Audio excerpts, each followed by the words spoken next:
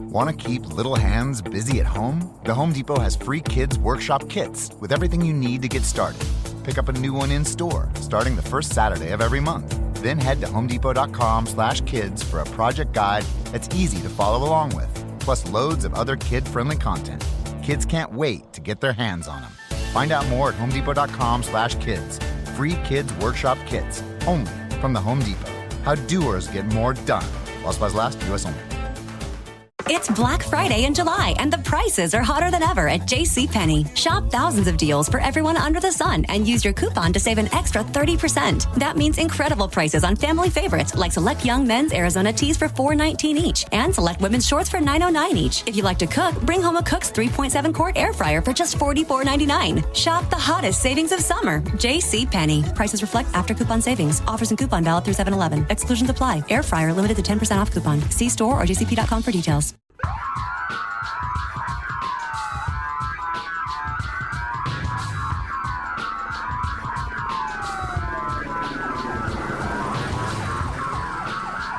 This is Special Prosecutor Larry Klayman. I'm the only lawyer ever to obtain a court ruling that a president of the United States committed a crime. For truth. For competition. As a young lawyer, I helped break up AT&T. That's why you have all your cell phones today. For sovereignty. For the Republic. I'm the guy who, at Judicial Watch, which I founded, uncovered the Chinagate scandal. Millions of dollars going to the Clinton campaign, corrupting our political system. For the privacy of citizens. And I'm the only guy to have enjoined the National Security Agency from mass surveillance on hundreds of millions of Americans. Tearing it up. I'm the son of meatpackers in Philadelphia, Pennsylvania. I know how to slice and dice. Bringing it back. We're going to take this country apart and put it back together again in the way envisioned by our founding fathers. It's not just talk. We're not just regurgitating news stories. Larry Klayman, special prosecutor, is making the news. And now, here's Larry. Welcome to this week's edition of Special Prosecutor with Larry Klayman, a very historic week. I have with me my good friend, also the CEO of crowdsourcethetruth.com and other endeavors. It was our third Continental Congress, which we held at Independence Hall, Philadelphia Visitor Center. We had about 40 delegate speakers, people that could give their testimony with regard to the abuses of our so-called government and what we need to do to correct the situation. I read a proposed Declaration of Independence. We need to seriously consider it in light of everything that's going on with regard to the total takeover by the radical left and the inability of the Republican Party to mount really any opposition. It's time for the people to rise up. We have to do it ourselves, just like we did in and around July 4th, 1776. We're going to be talking about that with Jason, who is a guru, a master when it comes to technology, and he was able to plug in speakers, not just that were there, but our speaker delegates throughout the country. I urge everybody to go to freedomwatchusa.org and crowdsourcethetruth.com and watch it. It's historic. Then we're going to talk about lawsuits that President Trump has brought in the Southern District of Florida, my own home, Florida, against big tech. He brought 3 lawsuits. Unfortunately, 2 were assigned to Obama-appointed judges. One was assigned to an appointee of Daddy Bush. That's Michael Moore. He's a Republican. But on the other side of the coin, he is the Republican that sent Elian Gonzalez back to the communist hellhole of Cuba many, many years ago. We're going to talk about that as well. And of course, now, just today, there's late-breaking news that Hunter Biden, we've already indicted at our citizens' grand juries. In fact, we're adding to the indictment, along with Joe Biden, the so-called president, and the brother James, for a massive racketeering bribery scheme from communist China, Ukraine, and Russia, is up to it again. Even the leftists, I was listening to POTUS Radio today, which has Chris Cuomo. It has others on there like Dan Abrams, who, by the way, I've sued for defamation in another matter. We won't get into that here. He's the son of Floyd Abrams, the so-called First Amendment expert, leftists, all of them. Abrams used to work for MSNBC. Now he has his own entity. But even they are shocked that Hunter Biden is now selling artwork. I think he probably, does it with crayons or something because he's not an artist. I mean, it's theater of the absurd for up to $500,000, obviously pumping more money into himself. Perhaps he hopes that will, if he's back, taking whatever he took before that got him in trouble, maybe that'll help fund it. But also, it's a way to get to Biden. And it's quite clear is that it's another method of bribing the alleged president of the United States, Joe Biden. And of course, the last method, under the testimony of Tony Bobolinsky that we presented to our citizens grand jury, Joe Biden gets a 10% cut of everything that Hunter brings in. So this is the state of affairs. In addition to that, another horror story, Pfizer now today says they're going to have to give booster shots. Booster shots because obviously they're admitting that these vaccines, and we don't know whether they're harmful or not because they're untested. It's simply an experiment, but they appear to be harmful given all the people that have died and, have had these very violent reactions. It's an admission that the vaccines don't even work very well, or at least won't last very well. But of course, the Center for Disease Control is pushing back because they want people to take the vaccines. They even now want kids to take the vaccines. So they're saying, okay, you really don't need a booster shot. More contrary information, more contradictory information. And one of the things that we discussed at the Continental Congress was the simple fact that under 18 U.S.C. 1001, if an American citizen or anyone makes a false statement or withholds a material fact from the government with regard to a filing or anything that involves the government, you can get 10 years for every false statement. Shouldn't it be the case that when the government lies to we the people, that any government official that lies should also get 10 years for each false statement?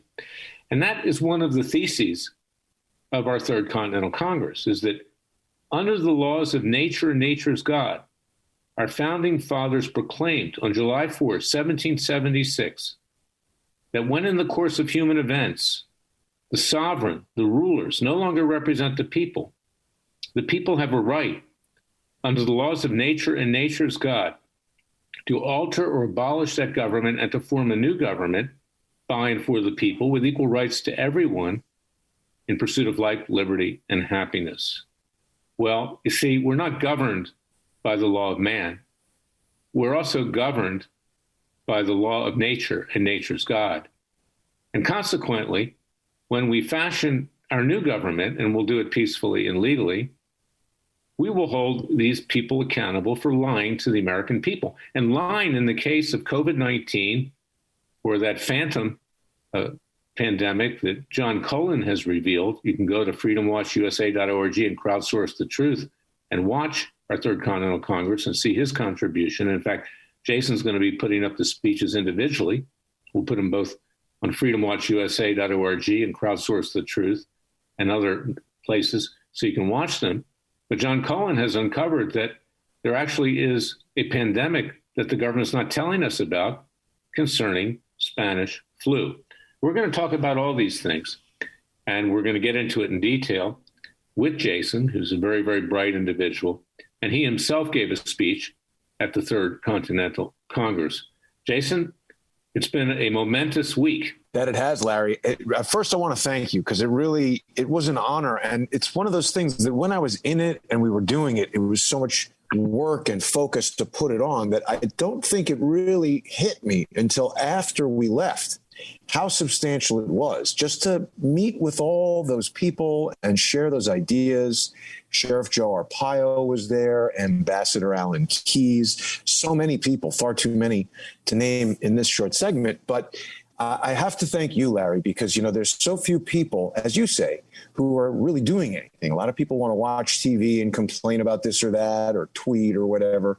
But you really assembled some of the bravest patriots in the country today for an event that I hope more people will watch and take to heart and learn from and think about how we can come together to really take control, because it's harrowing what's going on in our country right now. Well, it is. And we're doing a follow-up in a few weeks. And we're going to be continuing with our citizens' grand juries, but we're going to bring all the delegates together and we're going to deliberate just like the Third Continental Congress would have done if we were back in 1776. with the founding fathers and the colonialists and decide what to do and draft a Declaration of Independence, see whether or not those delegates will agree to it, because I want to get it out to the American people.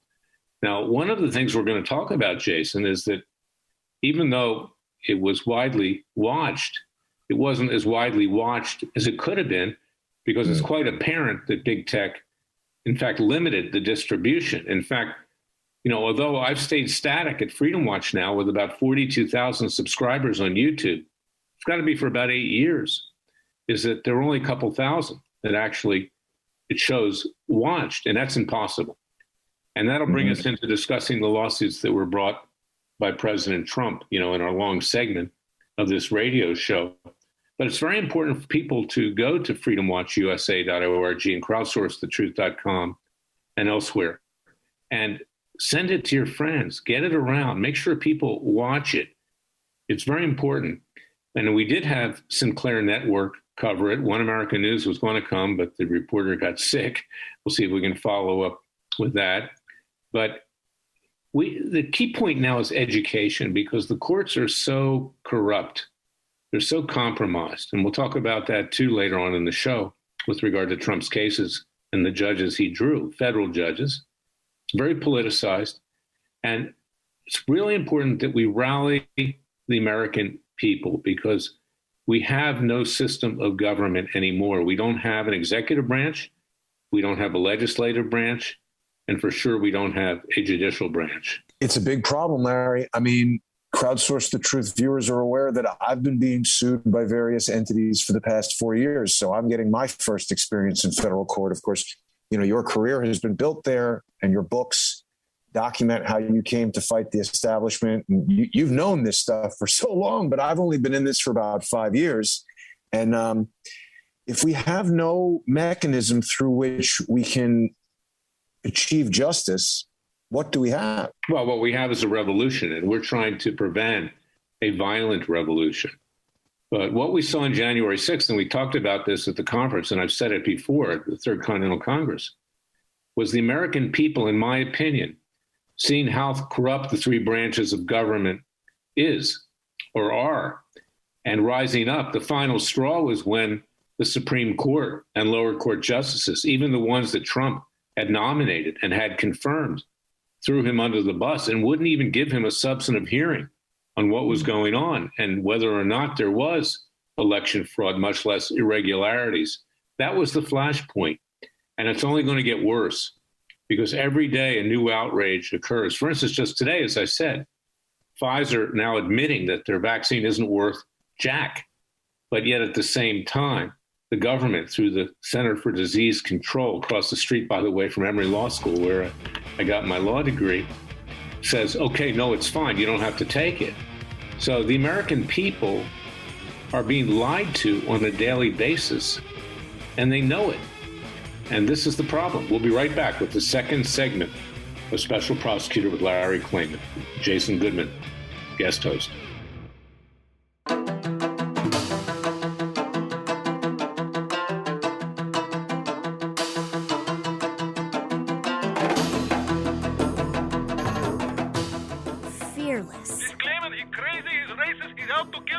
Dangerous. Don't care. Use the court and the law. Lethal. This is bad. Special Prosecutor Very bad. Larry Klayman. If you'd like to support Freedom Watch and this radio show, go to freedomwatchusa.org. Jason, I want you to be the historian here and tell us what John Cullen revealed in terms of this phantom pandemic that we haven't been told about. And I want people to go there and watch it, because it's not based on John Cullen's opinion.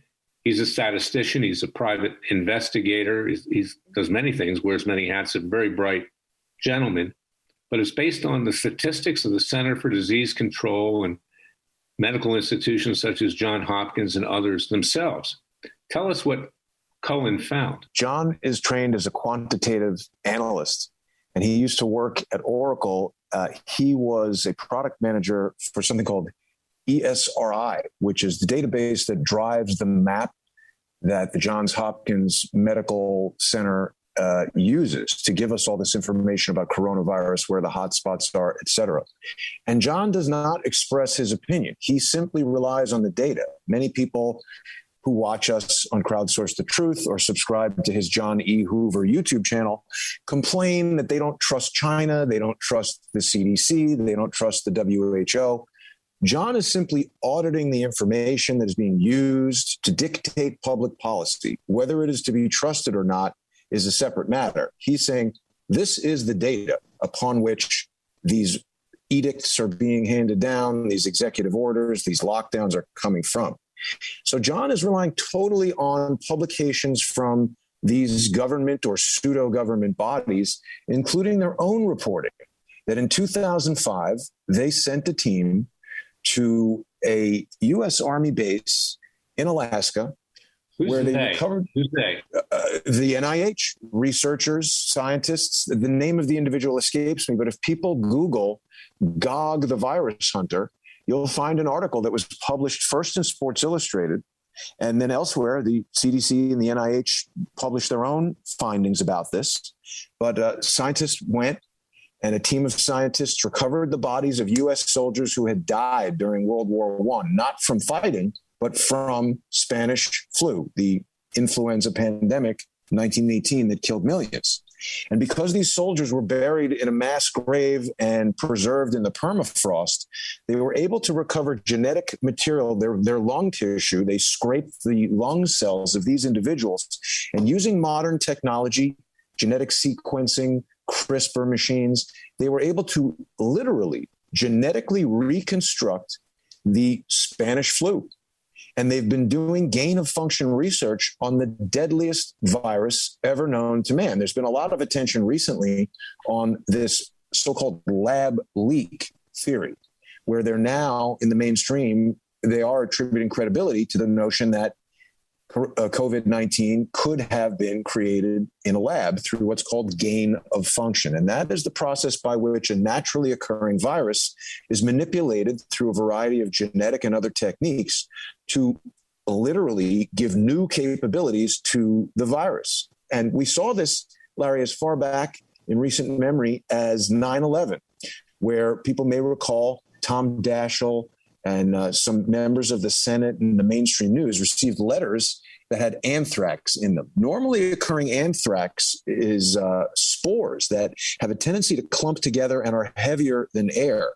But gain-of-function research at Fort Detrick coated individual anthrax spores with silica that allowed them to float on air so that now anthrax could be inhaled and become a respiratory illness, making it extremely deadly to humans. Now, I personally cannot think of any scientific useful purpose for doing that, for making a virus more deadly. That to me is the weaponization of a virus. Well, yes, and they're probably working on a bioweapon, and it's likely that Fauci's behind it if NIH is involved, and it's likely that it escaped because John Cullen's statistics show that the overwhelming number of deaths in the last year in particular were from influenza, perhaps the Spanish flu, not COVID-19, but influenza. Correct. And just to correct you briefly, Larry, I'm sorry, it's not John Cullen's statistics. It's his compilation of statistics from the CDC and the WHO, which are presented to the public, but they're buried. They are hidden in something called P&I.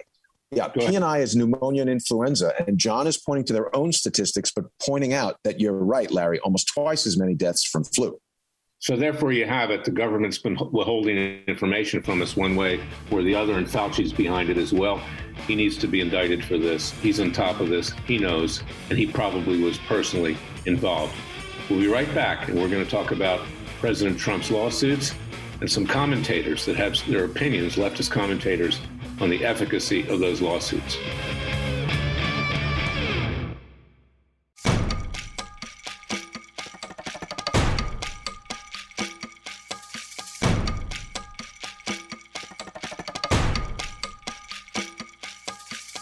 And now, 4 words that make corrupt politicians make wee-wee in their little pants. Transparency and the rule of law will be the touchstones of this presidency. But we have to pass the bill so that you can find out what is in it. Special Prosecutor Larry Klayman. Be the one who makes our country great again. Go to freedomwatchusa.org and donate. Finally, Finally, President Trump is seeking to defend himself in court. I've been urging him for years while he was president to bring lawsuits against the National Security Agency, CIA, FBI that illegally surveilled him, others. But now, late, but better late than never, he's brought 3 lawsuits, 3 separate complaints in the U.S. District Court for the Southern District of Florida, Florida being my home. And they're about big tech. And I'm going to let Jason explain it. But what's interesting is that, and I'll comment, but what's interesting is that the left, of course, not just interesting, but as you might predict, the left is attacking those lawsuits, even though individuals and senators like Senator Elizabeth Warren are in favor of reining in big tech. So they claim, okay? But one of these commentators, and I have to laugh, is Jeffrey Toobin. He's on CNN. He's back at CNN. He's finally come back after his masturbation scandal. You know, in this segment that I'm going to play where he attacks me over the biggest victory in my legal career, perhaps the biggest victory in the history of public interest law, when I enjoined the National Security Agency under Obama for illegal mass surveillance from doing this. I did it twice. I was called up by CNN, Don Lemon's people. They wanted to interview me. My chief of staff says, don't go, Larry. But you know what? I like the friction. I like to take these people on because they can be dehorred very, very quickly. And as predicted, Don Lemon, the story wasn't about the victory. The story was, who is Larry Klayman? Who is John Galt? I had a dream the other day that I was John Galt. Maybe that's good. But they attacked me, they smeared me, and I pushed back. And one of these commentators is the so-called legal analyst for CNN. Now, this is going to factor into our discussion in this case because it shows the complete dishonesty of the left. It shows how big tech is being used for the left. It shows how anything that conservatives do is opposed, disparaged, and smeared by the left. And Jeffrey Toobin, who got caught masturbating on Zoom on some kind of call, who was suspended by CNN, they now brought him back. Let's hope, that they don't have a shot of what he's doing under the desk when he does his commentary. But let's play this audio. It's actually a video, but listen to it, and it tells you the vile nature, not just of Toobin and Don Lemon, but CNN, who I call the Communist News Network. Edward Snowden tries to make a deal. The NSA leaker is offering to help Brazil investigate U.S. surveillance of Brazilian citizens. In exchange, he wants asylum. Brazil's president canceled a planned trip to the U.S. in October over revelations based on documents obtained by Snowden that the U.S. had spied on Brazil.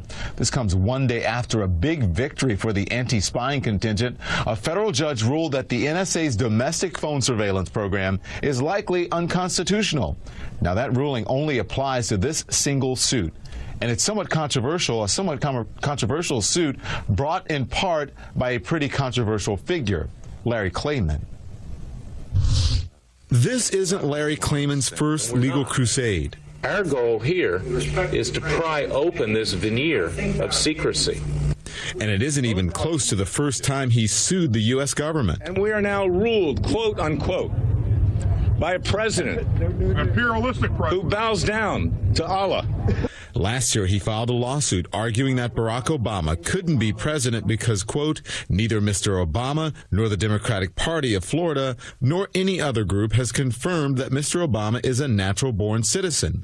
Big hearing today, guys. Back in the 90s, Klayman filed at least 18 suits against the Clinton administration. He's also taken on former Vice President Dick Cheney, Facebook, OPEC, even his own mother. Brad Blakeman is a professor at Georgetown University and a former member of President George W. Bush's senior staff.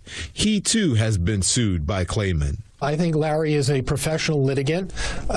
He's the thorn in everybody's side. He pretends that he's fighting for the little guy when he's really fighting for himself and his own, in my opinion, delusions of grandeur.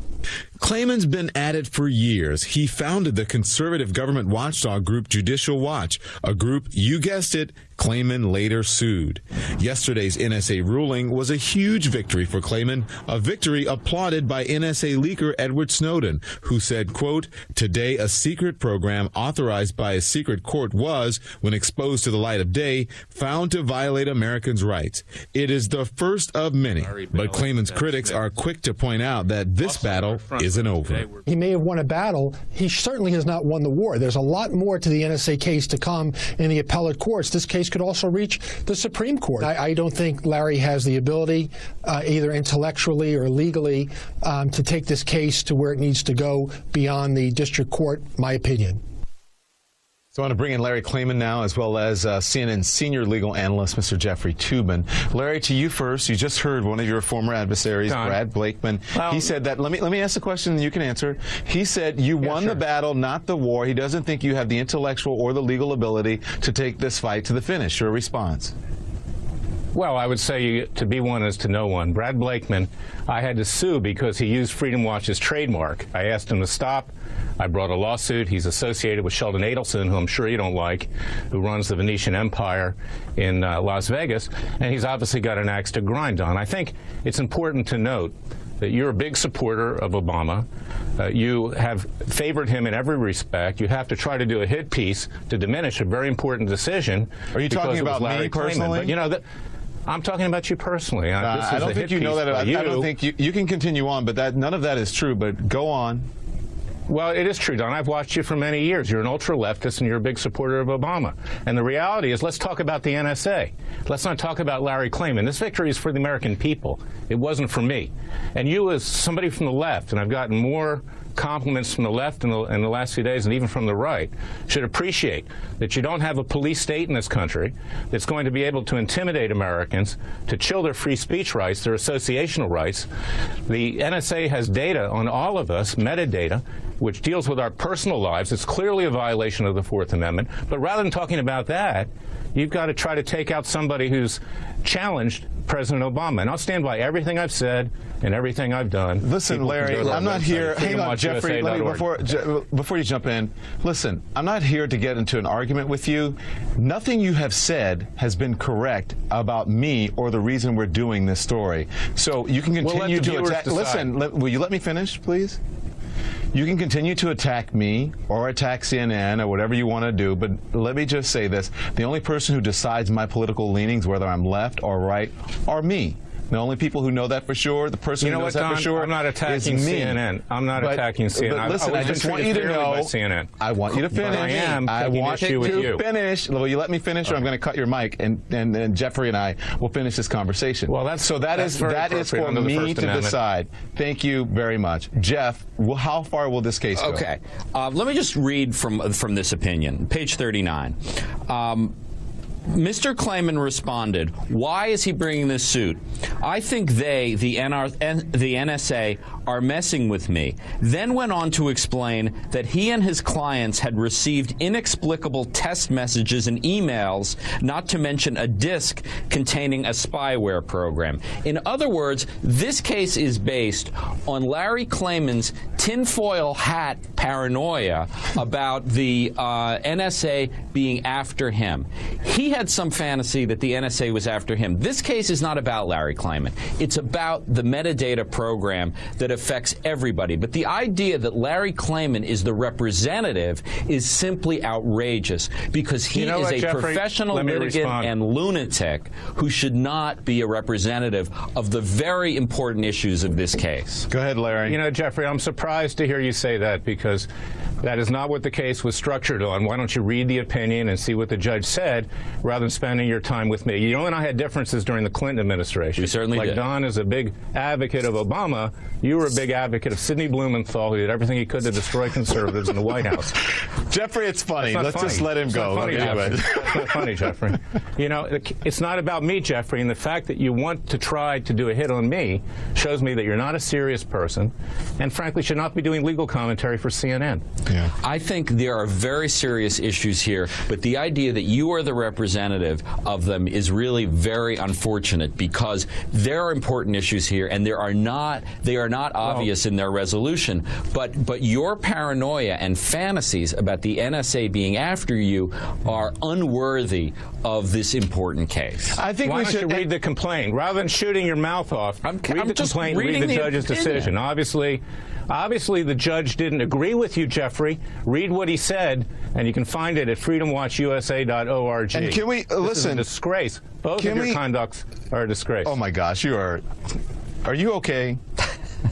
No, are you okay? Yeah, because this is not about here. You have come on. You've come on and you made this about you. It's not about the complaint. You wanted to come. I'm not going to argue with you. Thank you. Can we get him off, please? Can we please remove him from the screen? Great. You're a charter member of the ACLU. You believe in free speech, right? Can we please remove him from the screen, producers? Free speech. Jeffrey, yeah. Are you there? I'm here. Continue on. What do you make of this? I just think this case it's certainly going to be appealed to the D.C. Circuit. It probably will be appealed on to the United States Supreme Court. And it's a hard case. I actually disagree with the judge in this case, Richard Leon, but it is clearly a very respectable position that he holds. A lot of people agree with him. A lot of people are very troubled by it. It reflects technology that's very different from the previous Supreme Court rulings on the subject. I don't know how this is ultimately going to come out. It is certainly a feather in the cap of Edward Snowden and of Glenn Greenwald, who brought this case forward, who exposed the documents. I don't agree with them either, but fair's fair. This is a huge win for them, and I think these issues are going to be debated at a very high level for quite some time. All right, Jeffrey, and to show you we're going to be the bigger people here, we'll give you the last word, sir. Go ahead. Last word is you're not the bigger people. Don't kid anybody. Let anybody watch this and see that CNN removes you from the screen when it doesn't like what you think. And you know what? You're not CNN, Don, and Toobin, you're not CNN. CNN is a reputable organization, but you have not acted in a respectful way, and in fact disgraceful. You're more like Martin Bashir. Yeah. There you have it. I mean, this is an example not just of the cancel culture, but of the communist news network. By the way, that was back in 2014, before CNN went totally communist. Okay, so I was being charitable, and I used it as a foil kind of to show how sleazy they are. So there's good old Jeffrey Toobin, basically, no pun intended, he's a jerk off. And and he's a member of the Marxian Jewish left. You know that Jason and I are both Jewish. I'm Messianic and Jewish. This is the evil nature of the Jewish left and the radical black left, okay? These are the groups that have taken total control of this country. They're destroying this country.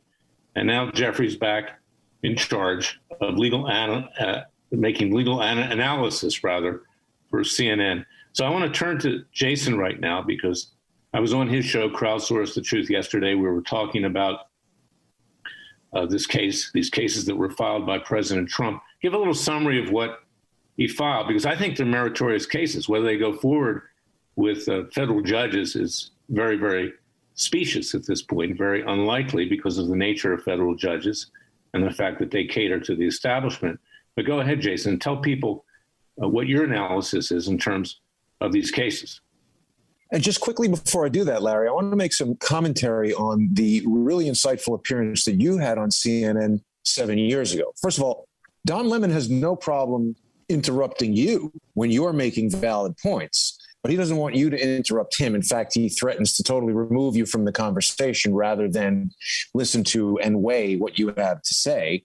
And, it's amazing how you foresaw the cancel culture and all the things that we are living with now that we know to be true. You also foresaw something that I observed just a few days ago, which is that Jeffrey Toobin does not seem to actually read any of these legal cases that he makes commentary on.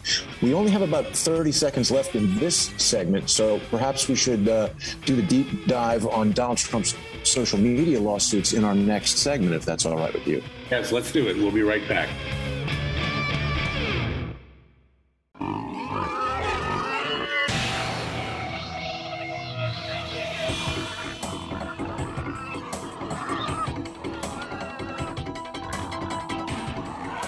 Before he was a trial lawyer, he sliced him and diced him. People used to ask me, Larry, what caused you to start Judicial Watch and now Freedom Watch, given the powerful forces in this country that put you at risk? In a meat packing plant. I'm the son of meat packers in Philadelphia, Pennsylvania. I know how to slice and dice. A very special prosecutor, Larry Klayman. Fellow Americans, fellow patriots, fellow people of faith that believe in the vision and creation of our founding fathers, the suits brought by President Trump to address the so-called cancel culture, the attacks by the left on our First Amendment rights, are good cases, and we'll get Jason's comments in a second. But they deal with the fact, or at least the allegation, that big tech is acting as the agent for the government, which they clearly are. This government, to use the term loosely in quotes, of Joe Biden and Kamala Harris, the left. And I think it's a viable case. But, of course, these federal judges are afraid of their shadow. And two of them, he brought three cases against different entities, were assigned to an Obama judge, one to a Republican judge, Michael Moore. But we'll see where they go. And Freedom Watch will be intervening in these cases in one manner, shape, or form. Because as you might remember, we had a case to go all the way to Supreme Court on behalf of myself, Freedom Watch, and Laura Loomer. And Justice Thomas, who, in my view, is the only one with any degree of integrity up there, said it was a viable case, but the other judges didn't want to take it up. What do you think, Jason? What do you think of these cases? Well, they're very interesting, Larry. And, you know, what's also interesting is you had Jeffrey Toobin's number way back in 2014 when you accused him of not reading the actual opinion that he was commenting on there on CNN. Because when I was watching his analysis of the Trump lawsuits, it was basically just him bashing Trump, called the case dopey, didn't, clearly express that he didn't like President Trump. But although there are, issues with any lawsuit, this is not dopey. It raises a very important point, and that is it gives several examples of Democrat lawmakers, including Adam Schiff, Kamala Harris, Michelle Obama, making direct threats and imploring Twitter to remove Donald Trump, essentially, or else. And we know that Congress holds the power to break up these big tech firms, to strip away the protection of the Communications Decency Act, Section 230. And so when Twitter takes action at the behest of Congress, they do become a government actor. They're no longer a private company. And, another person who seems to make commentary about lawsuits without reading them is the deplorable Alan Dershowitz.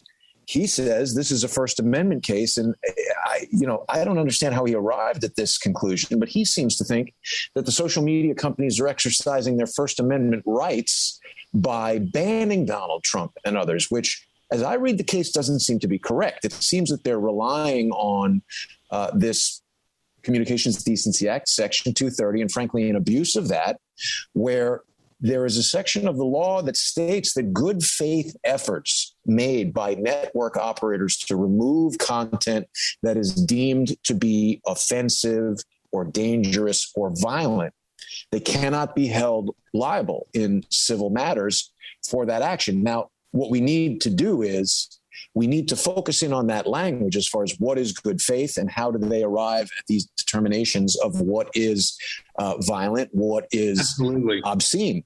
They host pornography, that's okay. But Donald Trump making comments that are part of his First Amendment rights, they find obscene. That's a problem. Stay tuned. The final chapter has not been written yet, and we will support President Trump in this. Jason, with regard to our Third Continental Congress, with our citizens' grand juries, you hit the nail on the head. I've said it over and over again. Now is the time for action. No longer is it the time for words. Our founding fathers tried to reason with King George III, and he was far less oppressive than what we've got now running our illegitimate government. King George III was not a socialist. He wasn't a communist. He wasn't an atheist. He wasn't a radical. Jason, I want to thank you for what you've done. Everything that we do is peaceful and legal. We want to get a discussion going as to where the American people go from here. Stay tuned in what we do in the next few weeks. We're going to be telecasting again the deliberations of the Third Continental Congress. We're not through. This is just the first session, just like we're proceeding with our citizens' grand juries. So I want to thank you, Jason, for what you do, and let people know how they can reach you, because I urge them to watch Crowdsource the Truth as well as your other endeavors. You got about 30 seconds. Thank you, Larry, and thank you for involving me in the Continental Congress. It was truly historic. I hope that people will go to crowdsourcethetruth.com. They can learn more about what we did there in Philadelphia and my counter lawfare fund that's there. And I'm just honored to be involved with you and Freedom Watch. People can also see segments on freedomwatchusa.org. And I hope everyone will watch it. Well, thank you. So everybody stay safe. And remember that God will only help those if we help ourselves. I'll be back next week with another edition of Special Prosecutor with Larry Klayman. Thank you for listening to us. Want to keep little hands busy at home? The Home Depot has free kids workshop kits with everything you need to get started. Pick up a new one in store starting the first Saturday of every month. Then head to homedepot.com/kids for a project guide that's easy to follow along with, plus loads of other kid-friendly content. Kids can't wait to get their hands on them. Find out more at homedepot.com/kids. Free kids workshop kits, only from the Home Depot. How doers get more done. While supplies last, U.S. only. Things I thought could never happen. Me in a punk band? What? We Are Lady Parts, a new original comedy streaming only on Peacock. A confused mix of hash anthems and sour girl power. Syra, vocals. Aisha, drummer. Bisma, bassist. Mumtaz, band manager. And me, Amina, lead guitar. You were really good until you puked all over the front row. Ew. We Are Lady Parts. All episodes streaming now. Only on Peacock. Want to keep little hands busy at home? The Home Depot has free kids workshop kits with everything you need to get started.